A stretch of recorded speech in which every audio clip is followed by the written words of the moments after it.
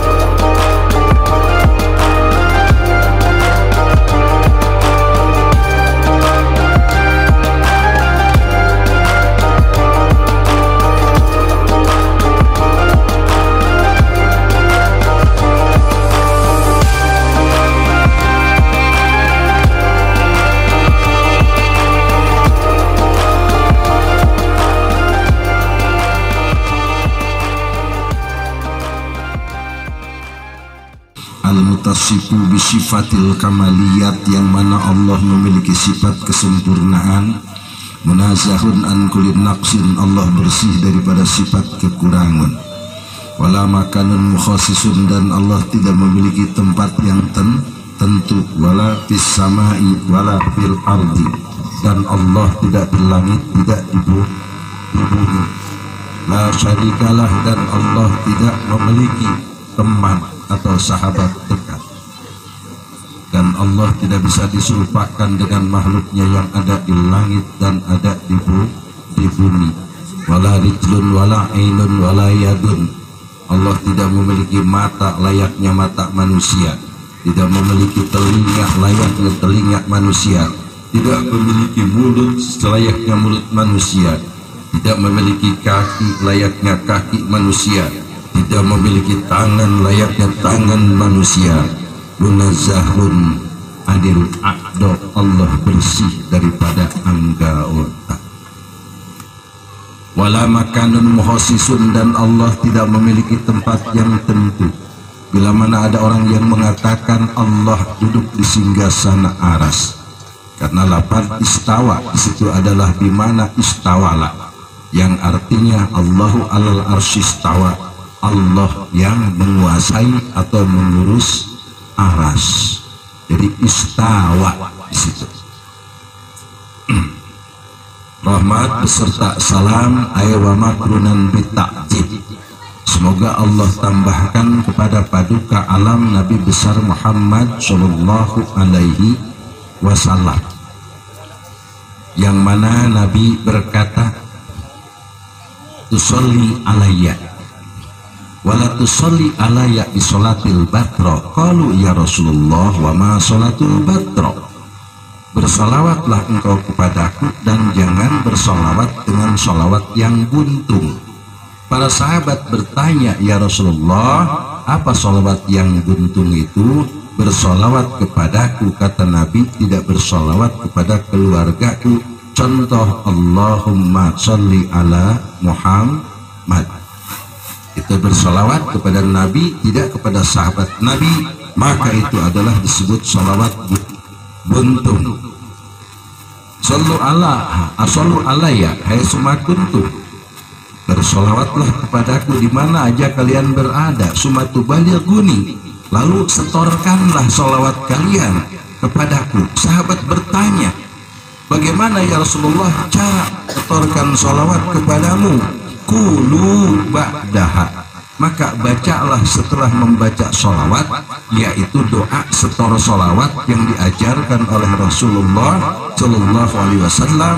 Allahumma ij'al sholawatika wa barakatika ala sayyidil mursalin wa imamil muttaqin wa khatamin nabiyyin sayyidina Muhammadin abdika wa rasulika imamil khair wa qa'idil khair wa rasulir rahmah. Allahumma ba'asul maqama mahmudan ladzi yaktubuhu bihil awwalun wal akhirun.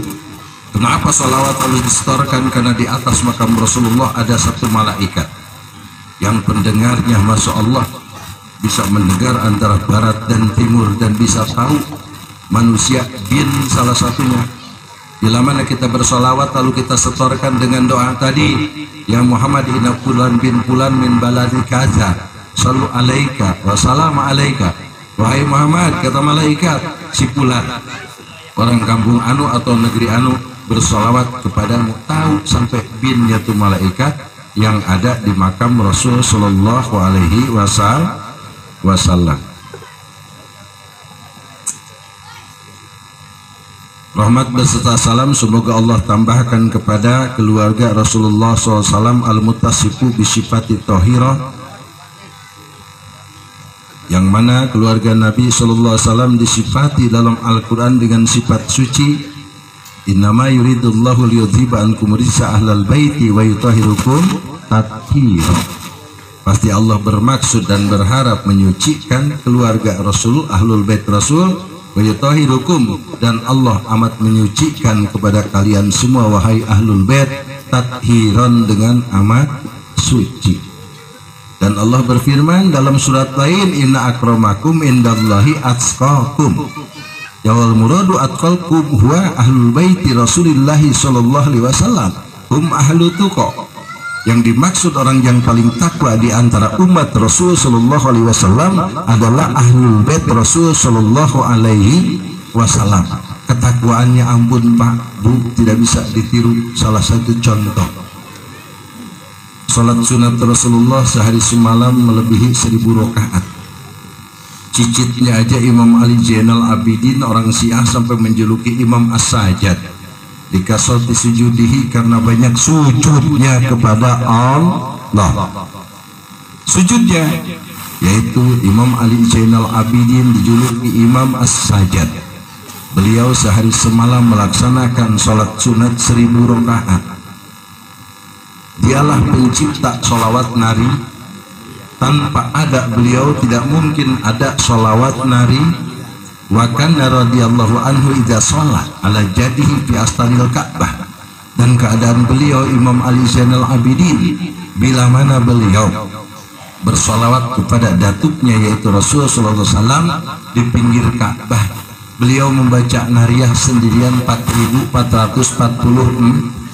sendirian. Kita ya maaf betul buat tuh sampai 20 ini sendirian. Imam Ali Zainal Abidin setiap jam 3 malam beliau keluar ke pintu-pintu orang fakir menanam gandum di depan pintunya. Maka ketika orang fakir akan sholat di Madinah ke Masjid Nabawi, dikagetkan menemukan gandum di tiap-tiap pintu. Beliau itu sering melakukan sedekah siri, bukan nikah siri tapi sedekah siri.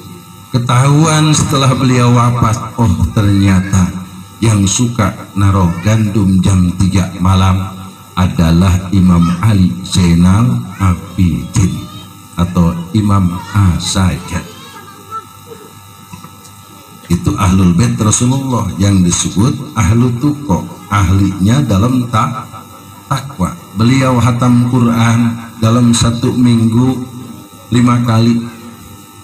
Kalau kita hatam Quran berobor nuri Imam Ali Zainal Abidin itu kehambat masalah aja hatam Quran kita berhenti ngaji Quran. Itu mereka ahlu tuqa termasuk anak Imam Ali Zainal Abidin, Imam Muhammad Al-Bagir.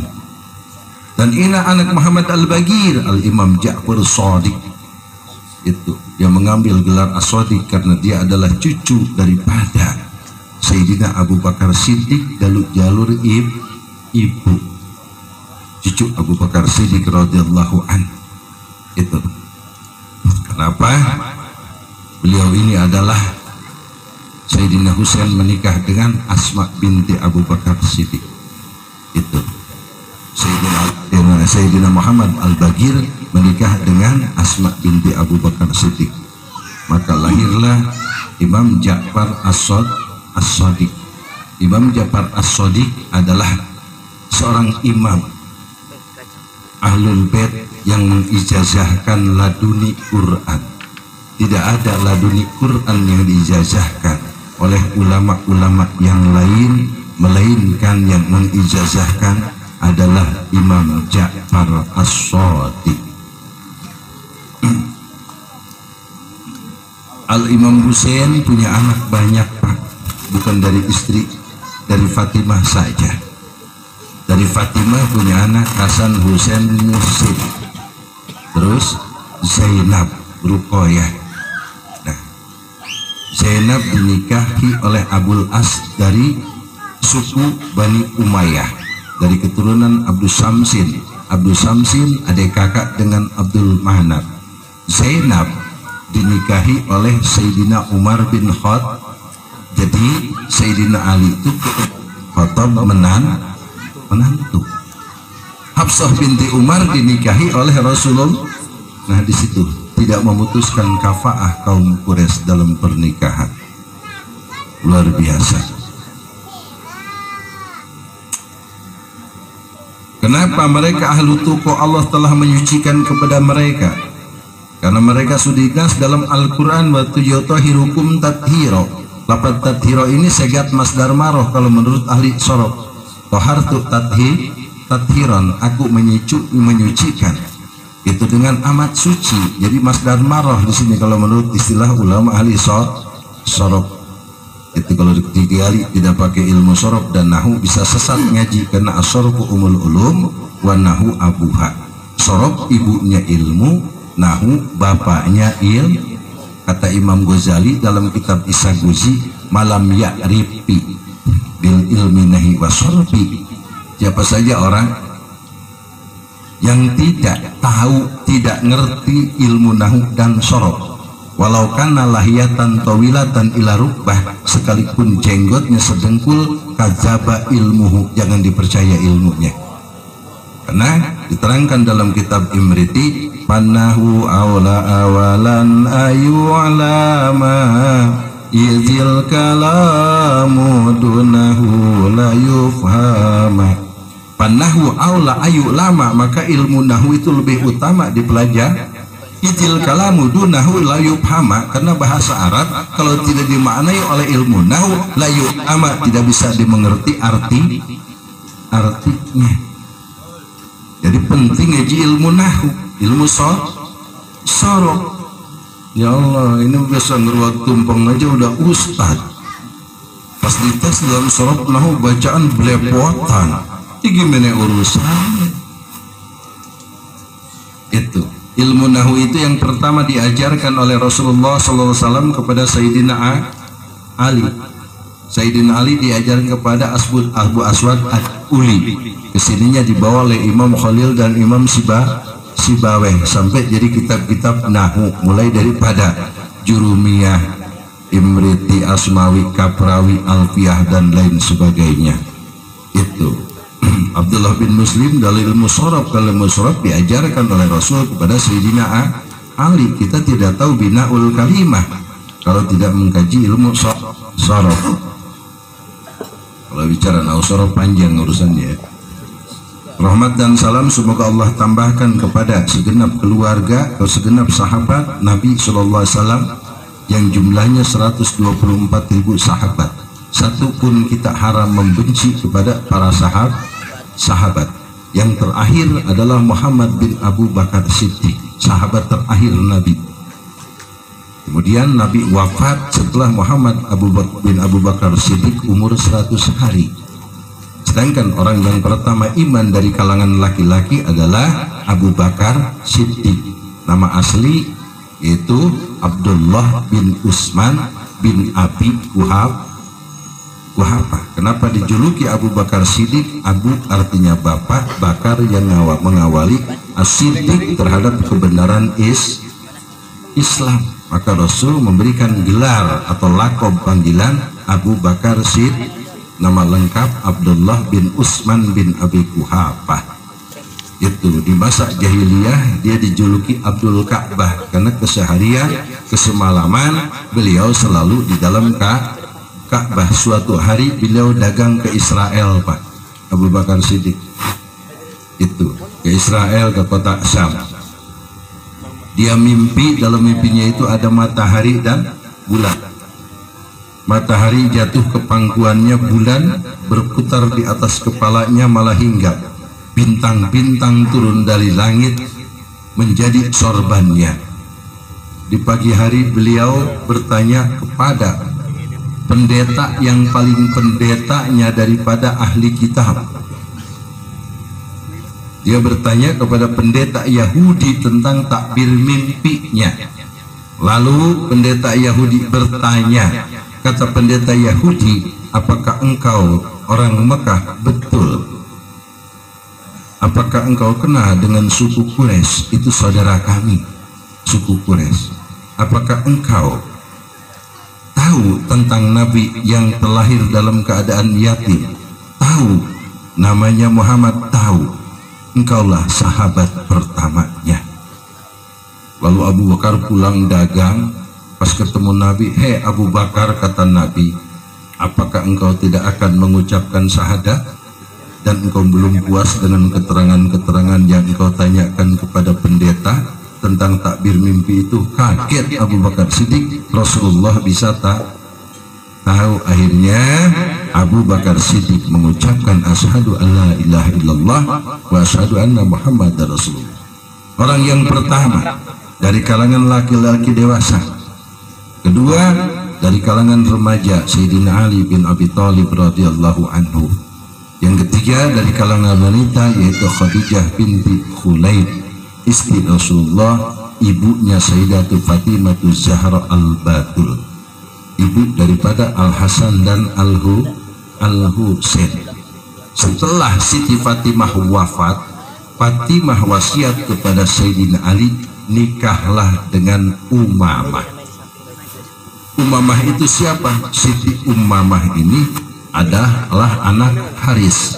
Haris anak Utsman bin Affan. Sedangkan Utsman bin Affan itu menantu Rasulullah sallallahu alaihi wasallam, sampai dijuluki Dzunuraini karena telah memiliki dua cahaya Rasul, menikahi dua putri Rasul, yaitu Ummu Kulsum dan Ruqayyah. Memiliki anak Awan wafat di waktu kecil.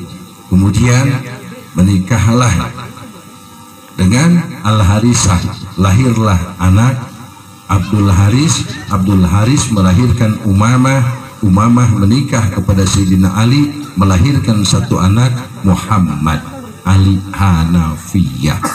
Anak Imam Ali lebih daripada 10 pak. Dari Ummul Banun aja 12 anak Imam Ali. Belum dari Bani Darom. Dari Bani Darom aja anak Imam Ali 5. Ada yang nama Umar, nama Abu Bakar, nama Utsman, lengkap.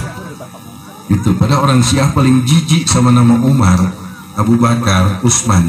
Anak Sayyidina Ali ada semua nama Umar, Abu Bakar, Utsman, dari istri lain selain daripada Fatimah. Jumlah sahabat 124.000. Kita tidak boleh membenci kepada salah satu daripada sahabat yang 124.000. Bila mana kita membenci kepada salah satu, maka kita kafir. Ibu bapak Rasulullah, Sayyidatuna Aminah, Sayyid Abdullah, dan kakeknya Abdul Muthalib tidak kafir. Kau bisa mengatakan tidak kafir? Nabi Muhammad disebut Sayyidul Anbiya wal Mursalin, wa Imamul Muttaqin, wa Imamul Muqarrabin. Mukjizat para nabi ada pada dirinya. Nabi Muhammad SAW menghidupkan ayah dan ibunya dan kakeknya, kemudian mensyahadatkannya. Rasul SAW menziarahi makam ibunya di daerah Abwa.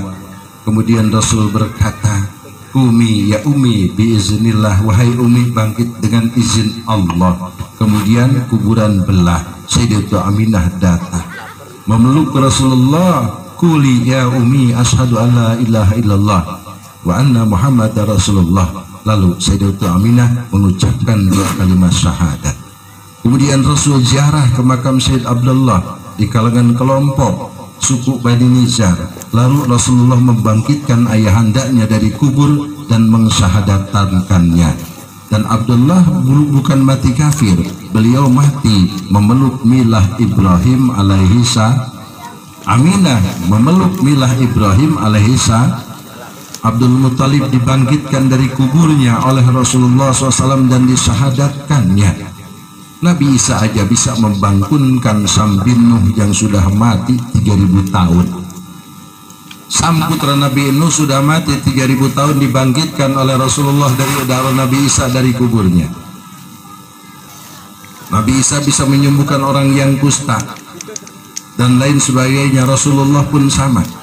Musa alaihissalam tongkatnya dibanting bisa menjadi ular badan 1 kepala 7. Ketika Rasulullah dikejar oleh Abu Jahal, Rasul melemparkan tongkat ke belakangnya sambil berlari, maka sorok su'banun azimun, maka tongkat Rasul menjadi ular badan 1 kepala 7, sebagaimana mukjizat Musa alaihissalam waktu ngadu sihir dengan tukang sihir yang diundang oleh Fir'aun, yang akhirnya tukang sihir semuanya beriman kepada Nabi Musa. Setelah beriman oleh Fir'aun langsung dihukum pancung, disalib. Nah, mukjizat Nabi Musa ada pada Rasulullah waktu dikejar Abu Jahal. Mukjizat Nabi Isa, Rasulullah SAW bisa menghidupkan orang ibunya, bapaknya, dan kakeknya. Kitab mana tuh ngaji ngada-ngada? Baca kitab Nurul Zolam karya Nawawi Al-Bantani. Kitab Nurul Zolam Sarah Aqidatul Awal karya Sayyid Muhammad Nawawi bin Umar bin Arabi, ya, Muhammad Nawawi bin Umar bin Arabi bin Maskun bin Bubul bin Tajul Aros atau Pangeran Yunus, adik Sultan Maulana Yusuf Yunus bin Maulana Hasanuddin bin Syarif Hidayatullah, generasi ke-7 dari Sultan Hasanuddin ke Syekh Nawawi Al-Bantani, lahir dari pasangan ibu yaitu Ratu Halimah. Ratu Halimah ini ngidamnya luar biasa. Waktu ngidam Syekh Nawawi, dari mulai ngidam sampai lahir tidak henti puasa. 1 bulan hatam 2 hataman Quran. Ketika Ratu Halimah mencuci beras di sungai, beras jadi emas. 1 bebokok Pak jadi emas, dibuang oleh Ratu Halimah. Kata Ratu Halimah, bukan pengen ini saya, ngambil lagi emas, beras 1 bebokok, itu emas semuanya jadi berlian, dia buang. Ngambil lagi jadi mutiara yang ketiga kali, dibuang lagi. Saya bukan ingin ini, paja'al hatiku. Maka datanglah suara hatib. Hatib itu suara tanpa rupa. Itu suara tanpa rupa. Hatib itu, engkau ingin apa? Aku ingin anak yang soleh. Maka lahir Muhammad Nawawi Al-Bantani, Sayyidul Ulama Il-Hijaz, pemimpin ulama Hijaz. Umur 15 tahun sudah diangkat oleh Allah jadi wali. Itu Syekh Nawawi luar biasa. Maka dalam Sarah Nurul Zolam, di situ Syekh Nawawi menerangkan Rasul menghidupkan ayah ibunya dan kakeknya. Bukan kitab gede Aqidatul Awam, kitab kadang-kadang kita suka menganggap remeh yang wajinya tafsir ke langit. Udah nggak Jalalain ngajinya juga, tafsirnya udah Baidawi, Sawi. Nurul Zolam ketinggalan. Pas ditanya, Kiai, Bapak Nabi kafir mati apa Islam? Pelongo. Katanya pakar. Gak tahu ya. Kiai, ayah kakek Nabi Abdul Muttalib mati kafir atau Islam? Pelongo. Nah itu akibat meremehkan kitab kecil menggapai kitab besar. Ujungnya bukan pinter jadi Allah.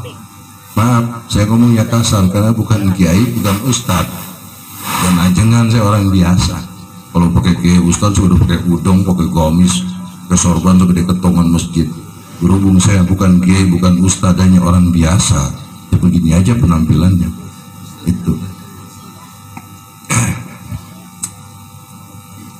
Rahmat dan salam semoga Allah tambahkan kepada segenap umat Nabi Muhammad SAW, wa khususon kepada yang kumpul di sini malam ini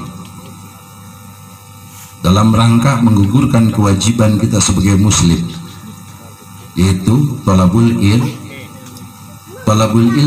Hadisnya udah masyhur, talabul ilmi faridatun ala kulli muslimin wal muslimat. Kata ulama ahli mantik, kullu fardin min afrodi yajibu ala kulli mukallafin ayat ta'alal ilma. Penting kepada pelaturan, setiap pelaturan orang yang punya akal sempurna, sehat walafiat, tidak gila, maka wajib ngaji. Kalau kagak mau ngaji minta gil. Hanya orang gila tidak wajib ngaji. Mau gila? Nah, mau nggak gila? Itu. Maka dalam satu kitab diterangkan siapa saja orang yang meninggalkan ngaji selama 40 hari, maka lihat dia akan melakukan dosa besar. Kewajiban kita ngaji jangan pilih bulu.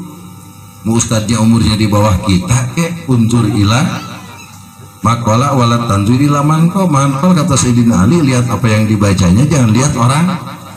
Gitu. Ini saya sedikit baca keterangan, walaupun saya bukan ustadz, bukan kiai, bukan ajengan, hanya cemen. Gitu, hanya cemen orang biasa. Tapi yang jangan lihat cemennya saya, tapi lihat apa yang saya sampaikan. Jadi mencari ilmu itu hukumnya wajib kepada mukallaf usia 15 tahun ke atas. Minal mahdi ila lahdi, dari mulai digendong sampai masuk liang lahat. Man mata bitolabil ilmi mata syahidan, orang yang mati dalam mencari ilmu mati syahid. Tolabul ilmi afdalu minaz jihad, mencari ilmu itu adalah lebih utama daripada jihad.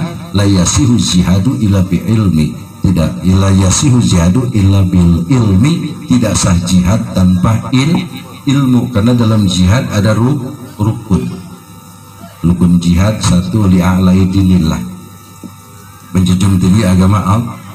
Kedua, ada bekal untuk berangkat jihad, bekal ke Palestina mujiar, ada bekal untuk disonoh, dan ada bekal untuk meninggalin anak bini di rumah. Ketiga, atas perintah amir jihad, atas perintah amir jihad bekalnya ada, udah niat, ada perintah dari amir jihad, maka wajib Coba kalau jihad dikumandangkan rukun jihad berapa? Tahu? Arkanus jihad? Lah, Arif saya tidak tahu lah. Kok ngomongnya jihad? Likulisain rukunun, setiap sesuatu ada rukunnya. Kita jihad, rukun jihad nggak tahu, tidak sah. La yasihu zuhdu wa taqwa bighairi ilmin, jihad dan takwa tidak sah tanpa ilmu itu. Maka sesuatu harus dengan ilmu. Nah, kita ini adalah umat yang paling hebat-hebatnya umat, sehingga Allah memanja kita, mengangkat kita dalam Al-Quran. Kuntum khairu ummatin ukhrijat linnasi ta'muruna bil ma'ruf wa tanhauna 'anil munkar wa ulaika minas sholihin. Kuntum, keadaan kalian semua, mukhatab ghair muayyan. Kuntum ini untuk keseluruhan. Kalau kita kadang bahasanya, antum dari mana? Antum itu orang banyak, mukhatab ghair muayyan, orang lebih daripada 2 tasni, 1 mufrad, 3 jama. Antum dari mana? Gue sendirian, bukan berempat, gue disebut antum sih. Gitu.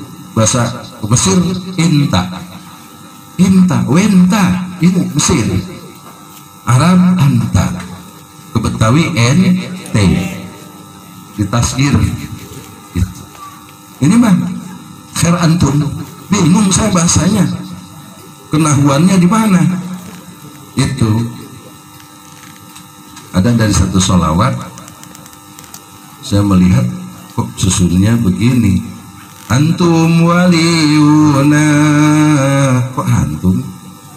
Kan dari atasnya qasidahnya apa tadi?